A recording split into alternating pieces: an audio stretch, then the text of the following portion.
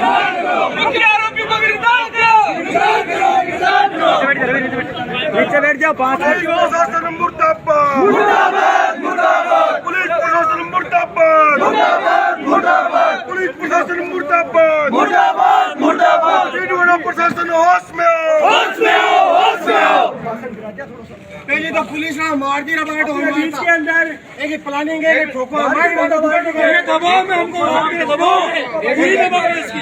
अरे जो सरकार को आती है सामने ये नहीं है अपना नाम किसी पार्टी का किसी का नाम नहीं लेना ये व्यक्ति विशेष का नाम लो सभी हम एक है। प्लानिंग का चीज है पहले मुझे बताओ प्लानिंग का चीज होती है ये मुझे बताओ। का सीआई मुर्दाबाद, मुर्दाबाद, मुर्दाबाद। अपने बीच में आए हुए हैं। हमारी दो मुख्य मांग है जो 4 तारीख को जो मेला देवी जो जिसका अपहरण करके गैंगरेप करके उसको फेंक दिया गया था पालौर तालाब के अंदर। जब उसको हॉस्पिटल में लाए थे तब मैं उनके साथ में था। साथियों डीडवाड़ा का प्रशासन नहीं चाहता है कि डीडवाड़ा के अंदर शांति रहे। डीडवाड़ा का प्रशासन नहीं चाहता है। हम मेघवाल छात्रावास से लेकर एसडीएम कोर्ट तक शांतिपूर्ण एक लोकतांत्रिक ढंग से अपना ज्ञापन लेकर आ रहे थे। ये मुकुट बिहारी सीआई जो अपने आप को तुरंत का समझ रहे हैं वो गेट पर रोक रहे हैं। लोकतंत्र के अंदर कब से गेट पर ज्ञापन देने के लिए रोकने लगे? 15 साल का तो मेरे को अनुभव है किसी ने भी नहीं रोका। ये सीआई है अभी इसको चार्ज नहीं दिया है। चेतन का चमचा हमारा इतिहास पढ़ लेना। हम ऐसी पुलिस प्रशासन से नहीं डरने वाले। अगर आप डीडवाड़ा के अंदर शांति चाहते हो तो आप करिए हम पर लाठीचार्ज और हम करते हैं। अगर आप शांतिपूर्ण हमारा आंदोलन चलाना चाहते हो तो हम भी प्रशासन की सहायता करने के लिए तैयार हैं। हम ये चाहते हैं कि पीड़िता के जो भी परिवार है उनको उसको न्याय मिले। उसको जो भी मुआवजा है जो भी यहाँ संघर्ष समिति बनी है जो मुआवजे की मांग करेगी वो हम मुआवजा लेकर यहाँ से जाएंगे। और जो भी इसकी निष्पक्ष जांच होकर जो भी दोषी है उनको सजा मिले यह हमारी प्रशासन से और राज्य सरकार से मांग है। अब मैं जितेंद्र सिंह जी आपको बताएंगे फिर किसान नेता भागीर जी यादव बताएंगे आपको। भारत माता की देखिए साथियों हमारा ये नागौर जिला का डीडवाना अमन चैन और शांति के लिए पूरे विश्व में पूरे भारत में पूरे राजस्थान में विख्यात है। हाँ जी। लेकिन पिछले कुछ दिनों से जब यहाँ कांग्रेस की सरकार बनी है और स्थानीय जब ये विधायक जी यहाँ पर आकर बैठे हैं इस डीडवाना की अमन चैन शांति सब कुछ को बर्बाद करके रख दिया है। और इस डीडवाना में गुंडागर्दी, इस डीडवाना में पुलिस की गुंडागर्दी, इस डीडवाना में प्रशासन की गुंडागर्दी शुरू हो गई। और आज जो 4 तारीख को महिला जिसको घर से उठा कर ले गए थे जिसको 8 तारीख या 10 तारीख को जिसको बरामद किया 6 दिन तक उसको कहाँ रखा, किन वाहनों से लेके गए, किन किन घरों में लेके गए, किन होटलों में लेके गए, कहाँ डाला, ये हमारी जांच का विषय था। हमने पुलिस प्रशासन से निवेदन किया कि पीड़ित पक्ष को न्याय दीजिए। लेकिन साथियों जब वो 10 तारीख को पालौट गांव की सरहद पर मिलती है तो उसे उठाकर SMS हॉस्पिटल भेज दिया जाता है। SMS हॉस्पिटल में खुद गया, उसकी वहाँ कोई सुध लेने वाला नहीं था। उनके परिजन दर दर भटक रहे थे और इसको सिर्फ और सिर्फ इस प्रशासन ने इसलिए छोड़ रखा था कि ये मर जाए तो सारे राज। लेकिन हम ये डीडवाना की जनता और ये मेरे साथ हम सबको भाई लोग आदरणीय भागीर यादव, श्याम प्रताप सिंह जी और ये पूरी टीम हमारे मेघवाल समाज के लोग और सर्व समाज के हम जो 36 कौम के लोग हैं इस लड़ाई को सड़कों पे लड़ेंगे।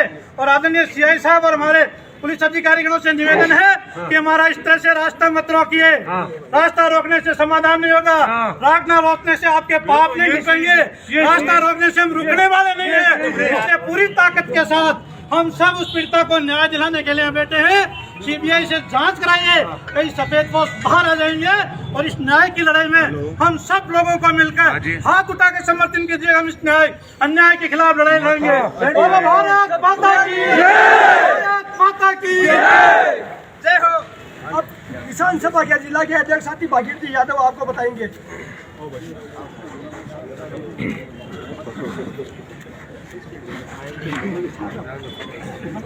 बाकी की बात दोस्त है भी।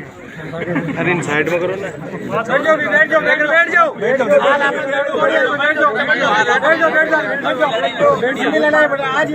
जाओ, साथियों, सबसे पहले तो मैं आपसे निवेदन करूंगा कि सबको शांति और अनुशासन में रहना। ये लड़ाई जो है ये बहुत बड़ी लड़ाई है और इस लड़ाई के अंदर सब समाज के लोग साथ में। पहले तो किसी कोई मेघवाल समाज या एक जाति का आंदोलन नहीं है, ये किसी पार्टियों का आंदोलन नहीं है, ये कोई राजनीतिक दलों का आंदोलन ये नहीं है, ये सब हमारे जीवन का आंदोलन है और हमारी उस पीड़िता के परिवार को न्याय दिलाने का आंदोलन। जब यहाँ पुलिस के लोग खड़े हैं, मैं उनसे दो ही सवाल करूंगा। यदि कहीं भी मेरे दो सवालों का ये जवाब दे दे तो हम चुपचाप यहाँ से चले जाएंगे। बड़ी शर्म की बात है जब ये घर की महिला घर पर नहीं आती है, रात को 9-10 बजे तक इंतजार करने के बाद में पालोट गांव के सब समाज के 20-30 लोग एक साथ में पुलिस थाना डीडवाना आते हैं और थानेदार को लिखित में देते हैं कि अमुक महिला हमारी जो बहू है वो इन लोगों के साथ में, इन लोगों पर हमें शक है, इनके साथ में गई है, हमें शक है। 2-3 आदमियों का 3-4 का इन्होंने नाम दिया है, आप उनको पकड़िए। देखो सुनो, ये संवेदनशील और पारदर्शिता सोच प्रशासन की बात करने वाले लोग कितना सोच प्रशासन देते हैं। उन 30 लोगों की बात को नहीं मान करके उस एप्लीकेशन को रद्दी की टोकरी में डाल दिया और कहीं उनको गंभीरता से नहीं लिया। जब दूसरे दिन वो लोग आते हैं तो दूसरे दिन उस बात को थोड़ा सा सीरियस लेकर के उन दोनों लोगों को बुलाते हैं जिनको अभी आप थाने में बैठा रखा है, लेकिन उनसे किसी तरह की पूछताछ नहीं करते हैं। यदि उस दिन पूछताछ हो जाती कड़ाई से तो मैं कहता हूं कि उस बच्ची की जान बचती कि नहीं बचती? पुलिस वालों ने उनको ला करके बैठा करके वापिस छोड़ दिया। मुझे आप जवाब दीजिए, आप लोगों का इन्वेस्टिगेशन फिर कहां से आ गया? आपने पहले उनको छोड़ दिया और फिर वही मुलजिम बन गए। इस बात का जवाब दीजिए। या तो आपने पूछा नहीं या फिर आपने किसी के दबाव में उनको छोड़ा या कि किसी उनके मुंह से किसी दूसरे लोगों का नाम आया है, उस कारण से उनको आपने छोड़ा है। मुझे आप इस बात का जवाब दीजिए कि आप लोगों ने उन दोनों लोगों को छोड़ा क्यों? और जब एफआईआर लिखने के बाद में एफआईआर जब सीआई को दी जाती है तो सीआई कहता है कि इसमें दुष्कर्म की बात क्यों लिखते हो? आपको क्या पता दुष्कर्म हुआ है? आपको क्या पता गैंगरेप हुआ है? अरे भाई, हमारे घर की बेटी गई है, 2 आदमी 3 आदमी को लेके गए हैं तो उसके साथ में गलत काम तो हुआ कि नहीं हुआ? लेकिन वो थानेदार कहता है कि आप एफआईआर में दुष्कर्म नहीं लिख सकते, गैंगरेप नहीं लिख सकते। जब मेरी सीआई से बात हुई, मैंने कहा भाई आप क्यों नहीं लिखते हो कि साहब वो जांच में आ जाएगा। आपको क्या मतलब है जांच में आ जाएगा? आप एफआईआर में लिखते हो नहीं लिखते हो? फिर जाकर के उन्होंने एफआईआर ली। और मैं तो पूछना चाहता हूं, ये इतना बड़ा कांड, जिस बच्ची को 6 दिन तक 5.5 रोज तक एक खाई के अंदर वो पड़ी रही और रामजादो ने इन्होंने उनको 2 झापड़ देके पूछा तक नहीं कि वो बच्ची गई कहाँ। रो रहे थे, परिवार वाले रो रहे थे, परिवार वाले बार बार आकर के कह रहे थे कि बाप जी हमारी बच्ची को ढूंढ लाओ आप। वो लोग हैं हत्यारे, वो लोग हैं इनको ले जाने वाले, लेकिन पुलिस लेके नहीं आई।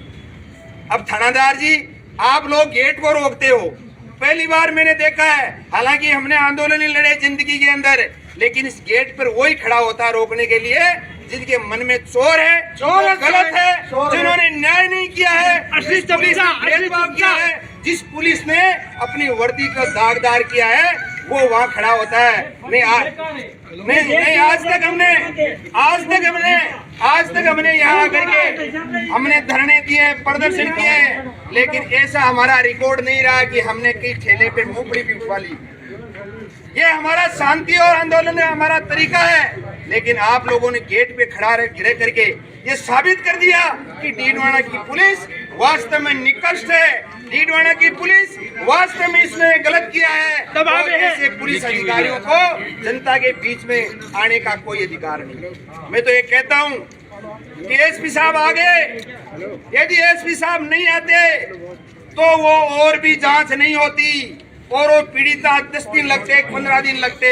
उनके सामने जब बात आई खुल करके और इनके कप्तान ने स्वीकार किया है, पुलिस के एसपी ने स्वीकार किया है कि नेग्लिजेंसी थाने के इंचार्ज की है, थाने के जो जांच कर रहा है उसकी है, और रातों उसको सस्पेंड किया। क्यों किया भाई सस्पेंड? वो तो खुद 302 के मुल्जिम है। सस्पेंड क्यों किया? वो तो खुद आप 302 के मुल्जिम है, उनकी वजह से तो उनकी मौत जांच में जब दोषी होता है, हाँ। जांच में जब दोषी होता है फिर पुलिस के अधिकारी को सस्पेंड करते हैं।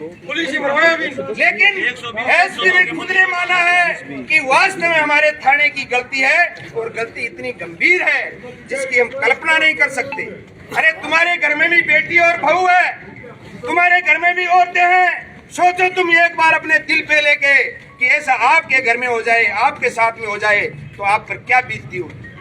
इस तरह से सो जाओगे तुम, एप्लीकेशन को साइड में डाल करके सो जाओगे और वो दर दर की ठोकरें खाते हुए पूरे गांव के लोगों ने 6 दिन तक लगातार आई। मेरे को जब लास्ट में बात की तो मेरे को इतनी शर्म आई और गुस्सा आया कि ऐसी पुलिस से हम न्याय की उम्मीद क्या कर सकते हैं। मुझे पता है यहाँ का डीवाईएसपी, यहाँ का एडिशनल एसपी और एसपी तीनों लोग जनता के बीच में आ नहीं सकते। उनको भी शर्म आ रही है कि हमारे थाने के लोगों ने बहुत गलत किया। वो बुला लेंगे यहाँ। उनके सुपरविजन के अंदर ऐसा कांड होता है और वो लड़की 6 दिन तक जिंदगी और मौत के बीच में घुटती घुटती कल अपने प्राण दे दिए। शर्म करो तुम लोग। पहले तो वो हत्यारे हैं जिन्होंने इस बच्ची के साथ में दुष्कर्म करके इसके साथ में हैवानियत किया है, और दूसरा कोई हत्यारा है तो डीडवाना की पुलिस है जिन्होंने 6 दिन पहले यदि उस बच्ची को पकड़ लिया होता आज वो बच्ची इस खुले आसमान के नीचे सांस लेती। इसीलिए मैं कहना चाहता हूँ तुम लोग हल्के में मत लो। हमने अभी बात की है जयपुर एसएमएस अस्पताल के अंदर उस बच्ची के परिजन कोई पोस्टमार्टम नहीं करवा रहे हैं। वहाँ धरना लग चुका है, लोग वहाँ पहुँच चुके हैं, राजस्थान के कोने कोने से आ रहे हैं। और गहलोत साहब तुम लोग कहते हो संवेदनशील, पारदर्शी और जवाबदेही सरकार की बात करते हो, क्या हो रहा है? जो वोट बैंक तुम्हारा 75% कांग्रेस का वोट बैंक है उसके साथ में एक अन्याय हो रहा है और आपकी पुलिस धक्के मार के उसको ज्ञापन नहीं देने दे रही है, किसानों को, नौजवानों को प्रशासन ने मिलने नहीं दे रही है। ऐसा अत्याचार हम बर्दाश्त नहीं करेंगे। ये डीडवाना है, इस डीडवाना के अंदर बहुत से लोग आए हैं, बहुत से चले गए, लेकिन अमर और चैन कायम करने की यहाँ की हमारी ड्यूटी है। ये पुलिस के लोग बैठे हैं, बहुत से लोग हमारे परिचित है। हमने कभी ऐसी हरकत नहीं की जो गलत हो, जो अनुशासन में रह करके हमने किया है। लेकिन इस तरह से रास्ता रोकोगे तो आने वाले दिनों के अंदर डीडवाना के अंदर ईंट से ईंट बजाने का काम डीडवाना की जनता करेगी और तुम और तुम्हारे आकाओं को घरों से निकाल के दौड़ा के पीटने का काम करेगी। डीडवाना पुलिस मुर्दाबाद। कैसे सहन कर सकते हैं हम नागरिक है, हम जवाबदेह नागरिक है। हम घुट के मरने वाले और सामने होने वाले अत्याचार को देख करके मुंह मोड़ने वाले लोग नहीं है। हम लड़ते हैं, ताल ठोक के लड़ते हैं। चाहे राजस्थान में किसी भी पार्टी की सरकार आई हो, सब सरकारों से हमें लड़ के न्याय लेने का हमने काम किया है। इसीलिए मेरे भाइयों, सब लोग यहाँ बैठ जाइए, आराम से धरना दीजिए और यहाँ का प्रशासन क्या बात करता है, क्या नहीं करता है, उसके बाद में आगे की रणनीति जो प्रबुद्ध लोग है, मेघवाल समाज के, इसके अलावा सारे लोग हैं, बैठ के हमें तय करना है। एक समाज से लड़ाई नहीं जीती जा सकती, चाहे वो कितना भी बड़ा समाज हो। जब सब समाज मिलकर के उस लड़ाई को जीतते हैं, उस लड़ाई में एक अच्छी सुगंध आती है और वो लड़ाई भी तेज होती है। आज वो बेटी किसी मेघवाल की नहीं है, वो बेटी भागीरथ यादव की भी है, वो जितेंद्र जी की भी है, वो तीसरे की भी है, वो हमारी सबकी बेटी है। और आज वो बेटी चली गई, उसके परिवार के अंदर पीछे जो लोग हैं उसका सुनने वाला कौन है, मुझे ये बताइए। आज उसके घर की कौन सुनेगा? उसका पति वो बीमार रहता है, बता रहे हैं कि वो बीमार रहता है तो उसके बच्चों चूल्हा का तक क्या नहीं होगा? जला है, 5 दिनों से चूल्हा तक नहीं जला उसके घर 5 का। दिन 6 दिन से चूल्हा नहीं जला है तो उसकी घर की क्या हालत हुई होगी? क्या ये सरकार की जिम्मेदारी नहीं है? हम कहते हैं हमारा 20 लाख का पैकेज इस धरने के अंदर आकर के 20 लाख का पैकेज उस घर तक परिवार को दिया जाए और उसकी जो जांच है वो डीडवाना से बाहर सीआईडी या एसओजी से कराई जाए, निष्पक्ष जांच कराई जाए। ये हमारी मांग है। बाकी मांग भी हमारी उस परिवार को सुरक्षा दी जाए। सारी मांगे हम लिख करके देंगे, लेकिन हमारी प्रमुख मांगे ये है, कौन चलाएगा उस घर को? आपने 2 लोगों को पकड़ के अंदर डाल दिया, उनके घर में चूल्हा जलाने की जरूरत नहीं है, वो तो वैसे भी रिजेक्ट है घर से। इससे न्याय थोड़ी हो जाएगा, ये न्याय थोड़ी हो गया। जो लोग उनके पीछे हैं, जो इस षड्यंत्र में शामिल है, जो लोग आज भी सरकार का वर्दर्श प्राप्त करके बचे हुए लोग हैं, मकबूल निष्पक्ष जांच तभी हो सकती है कि नागौर से बाहर जांच हो और सीआईडी सीबी से जांच हो। इसमें बहुत बड़ी मछलियां पकड़ी जाएगी, ये मैं आपको विशेष तौर से कहना चाहता हूँ। आप लोगों का पुनः आभार व्यक्त करते हुए आप लोग शांति से, अनुशासन से, फिर कोई भाई है कोई हरकत ऐसी अपन को नहीं करनी है ताकि हमारा आंदोलन कमजोर पड़े।